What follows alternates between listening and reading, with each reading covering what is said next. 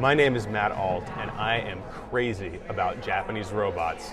Actually, more specifically, I'm crazy about Japanese robot toys, which I've been collecting ever since I've been a little kid. This is my collection. Take a look.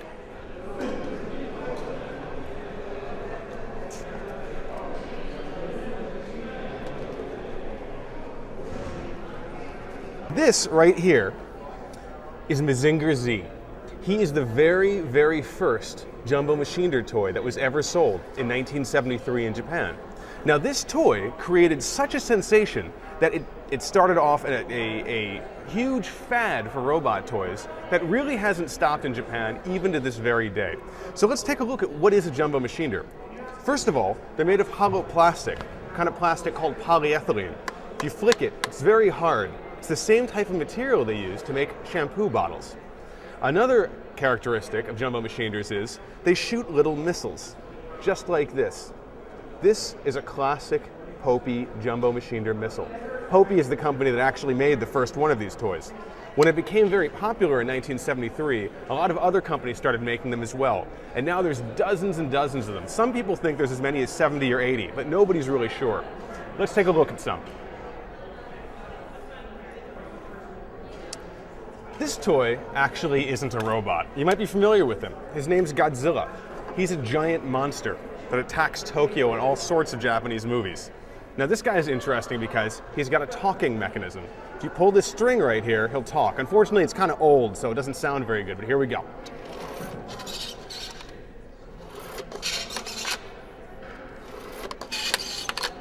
I think if this were new, he would probably sound like he's roaring, but right now, unfortunately, he just sounds like he's squeaking, but he's still one of my favorites. This guy here is a little shorter than the average size. Most Jumbo Machinders are 24 inches tall, that's 2 feet. This guy is only about, I'd say 18 inches tall, 1.5 feet, but he's still considered a Jumbo Machinder because he's made out of this polyethylene material. Also, he's got the missile launchers, which is a big thing, even though this guy doesn't have any missiles on him right now. His name is Big Die X. He's called that because of this X-shaped accoutrement he's got stuck right in the middle of his face.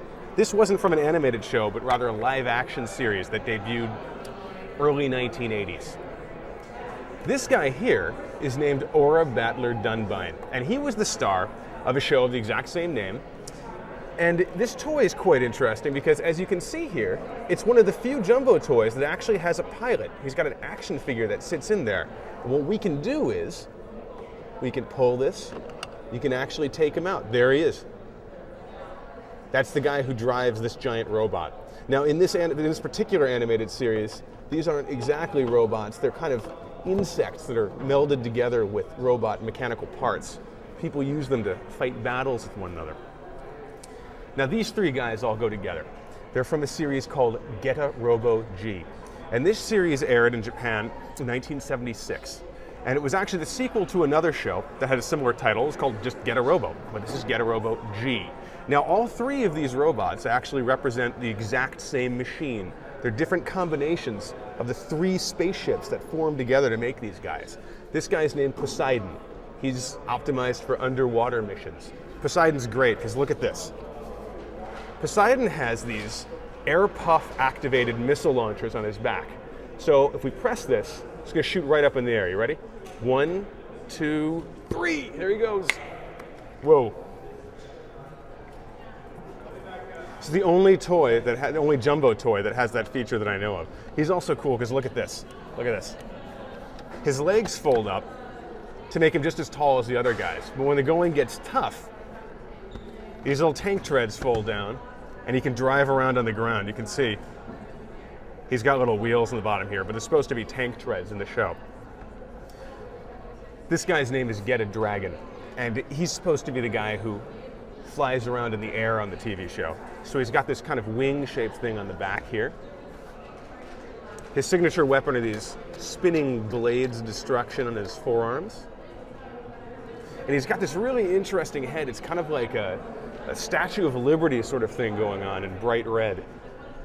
In the show, the pilot is actually sitting right in there. That's supposed to be a window. He'd be right in there. And this is the third aspect of the same robot. When they need to fight on the ground, on land, they form into this combination. He's called Geta Liger. Liger. Lion, tiger, I don't know. But anyway, he's got this beautiful flower-shaped missile launcher on his fist, which fortunately for you is not loaded because it would take your eye out if it was right there. This guy's name is Strider G7, and he's called that because in the TV series, he transforms into 7 different combinations. This is one of them, the giant robot mode. He's particularly large, but he's got this really distinctive all black coloration with just some red highlights. Now, one of the things that really attracted me to these toys as a kid are the little design elements that you see on here. Red is a really common color for them. And also you often see these symbols, emblems on here. What do they mean? I didn't know as a kid. I just appreciated it for the way it looked. And as you can see, this guy's got a head that's almost reminiscent of a lot of these are Japanese, but this one almost feels like American Indian or something. It's a very different sort of aesthetic from the other robots.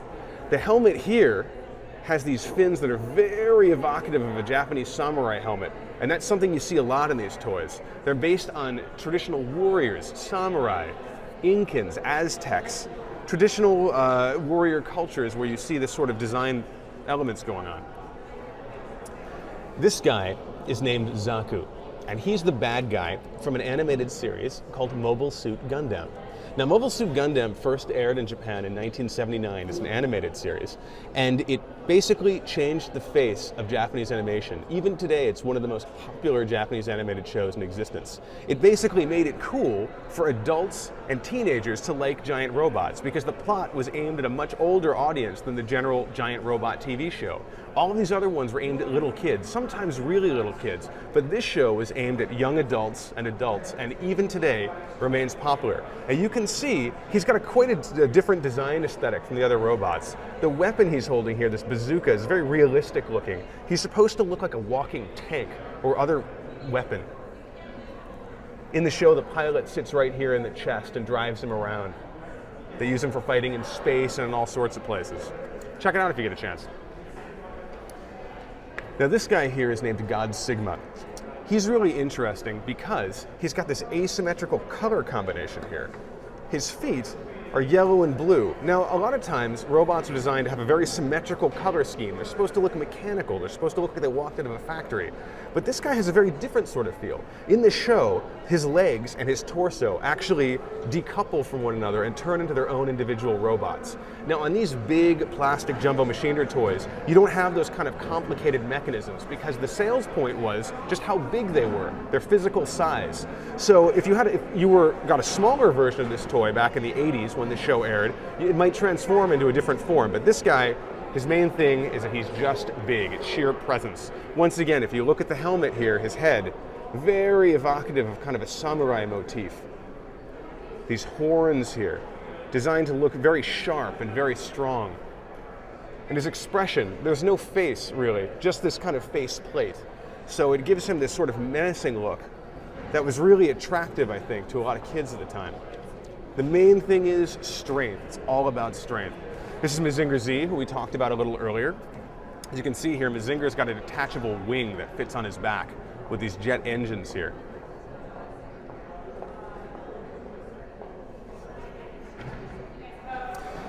Now this guy's name is God Mars. Now God Mars first came out in 1981. It was an animated series.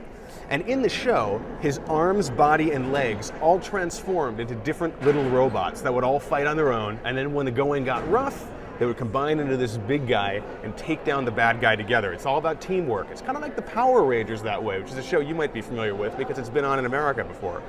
But at any rate, you can see that's why each one of his limbs has a different color, because basically each part of his body has its own personality. And really, personality is what these toys are all about. Each one looks different. Each one has its own charm points. Some of them look stronger. Some of them look a little bit more animalistic. This guy is another samurai-looking kind of guy, as you can see from these horns on his head. And this is one of my personal favorites. The reason I like this guy is because you have a sort of traditional combination of this sort of samurai motif here, a traditional design element, with something like this. This is like a giant fan blade on here. So you have this combination of old and new, a fusion of past and present, and that's one of the things that I think really makes these very interesting, not only as toys, but as art objects. This, as you can see, is a very different sort of jumbo Machinder, because it's not a robot at all.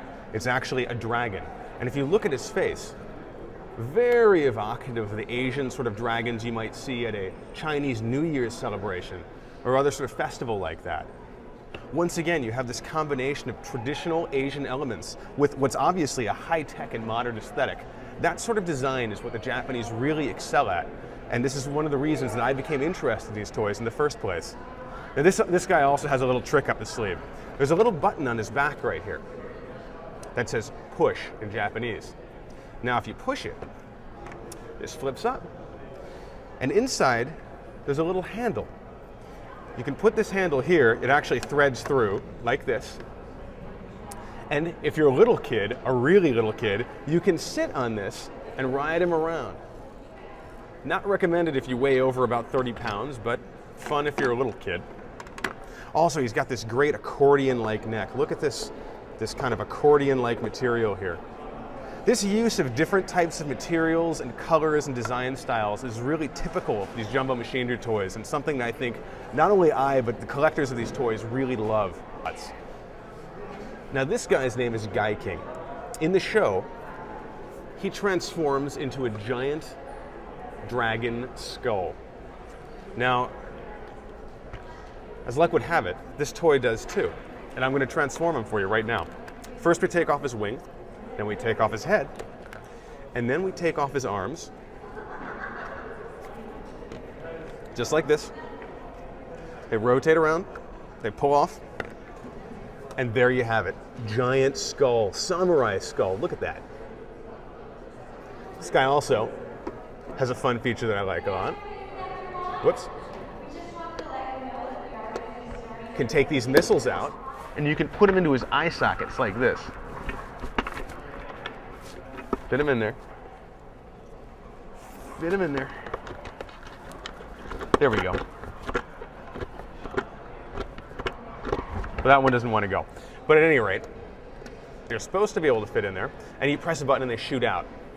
There's that typical Jumbo Machinder missile style that we were talking about a little bit earlier, red and white. This is actually one of the most instantly recognizable things in Japanese toy collecting. If you're a Japanese toy collector and you see this, you immediately think Jumbo Machinder, because they're the only types of toys that use that sort of thing. This guy's name is Pegas. He looks like a giant fire hydrant. But what he really is a base. A guy climbs in here in the show, shoots up into Pegas's chest, and then comes out of a little door on his back. So Pegas is actually like a space-age horse or a vehicle for this guy. It's almost like a giant robot phone booth for Clark Kent. The guy walks in here as a normal guy and comes out here like a superhero. You'll see him later. His name is Tekkaman. He's down the aisle a little bit.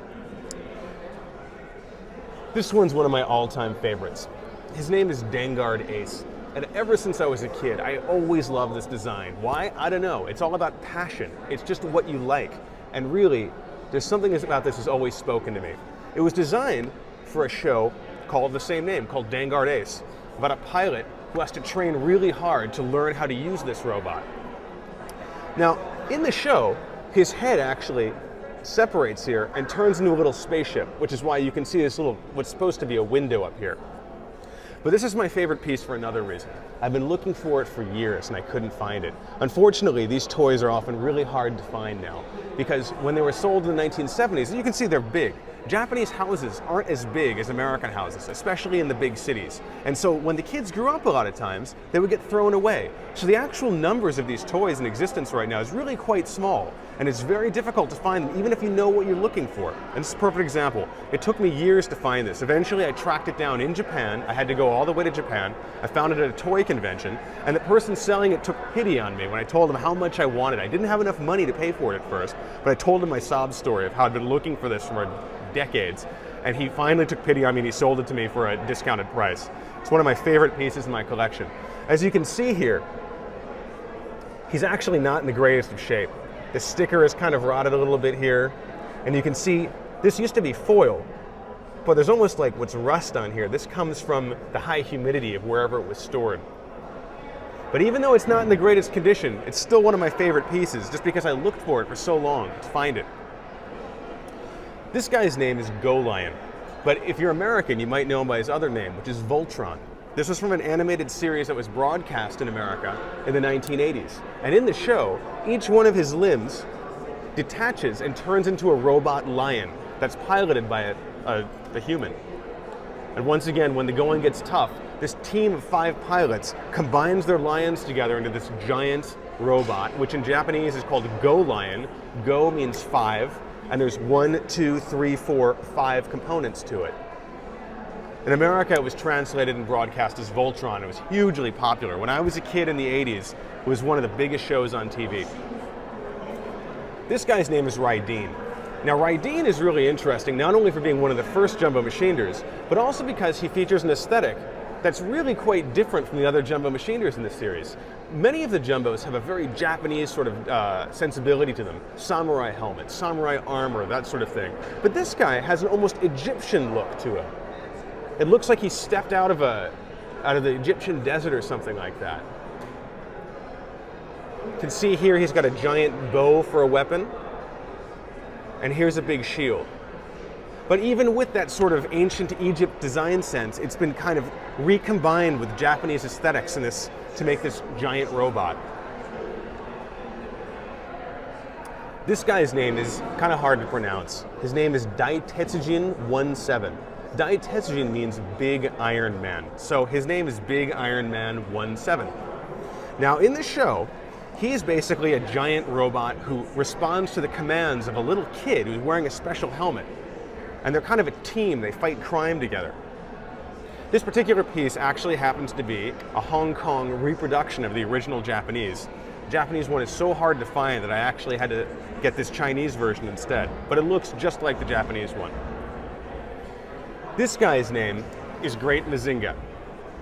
Now, Great Mazinger is the sequel to Mazinger Z, the very first guy we looked at. It came out a few years later, and as you can see in comparison to Mazinger, he's got these much sharper angles. His chest piece is much larger. His head has these points on it. And one of the really interesting thing about this is, when I was a little kid, when this is actually imported into the United States, but they didn't bother translating the Japanese on the chest. They left it there. And when I was a kid, about 5 or 6 years old, and I got this toy as a present, I saw this and I was really fascinated by it. I was like, what is this writing? What is this? Is this some kind of robot language? Is this some kind of alien language? I didn't know. I asked around and I finally learned that it was Japanese. And that really started me on this path that I haven't gotten off to this very day, of going to Japan and being interested in Japanese culture. So my interest in the entire country of Japan started from toys, really. And toys just like this one. I was just so fascinated with the way they looked that I felt like I had to go and see where they came from. And now many years later, it's exactly what I do. I live in Japan, and I run a company that translates animation and comic books and things like that. Back to the robots. This guy's name is Geta Robo G. Unlike all of the other robots here, he's not from a TV show or a comic book or anything like that. He's a totally original design. And he's really original, because look at this. His head is almost like, which comes off, by the way, it's almost Aztec or South American. It's got a very different feel from the other Japanese-looking robots.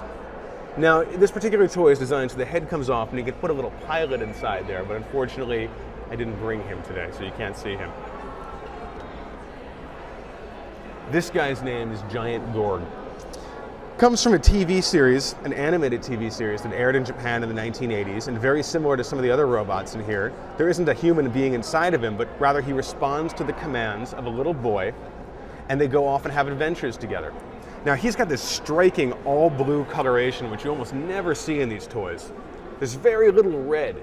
Almost all of these toys have a significant amount of red in them, but this guy, just blue and there's little red dots on the chest. But that really kind of unique all blue coloration is one of the things I like best about this guy. And finally, we have Tekkaman the Space Knight. Now this is the only toy in this entire lineup that does not represent a giant robot. This is supposed to be a human being wearing a high-tech suit of armor.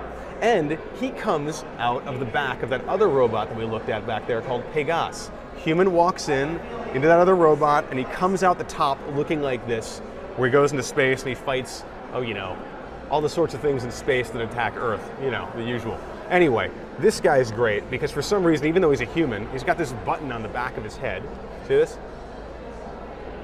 Which if we press, launches this weird nail-like thing right out of his forehead. Whoops. Sorry. Sorry. There you go. Why this guy feels the need to shoot giant nails out of his forehead, I don't know. But I love him for it all the same. He's got this really nice, look at this. He got this spear here. This extendable spear. Dangerous guy. You wouldn't want to run into him in a dark alley. Anyway, that's it for the Jumbo Machinders. Hope you enjoyed him.